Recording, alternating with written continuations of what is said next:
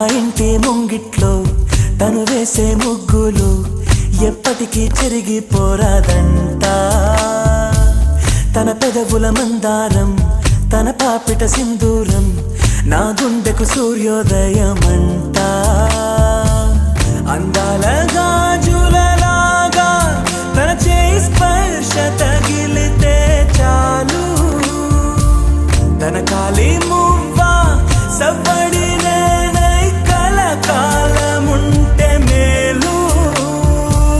కమ్మని చెవిలో కబూరె చెప్పేనే సిగ్గునే బుగ్గ మొక్కేని మీరేనే ఏదో చేసే నన్నే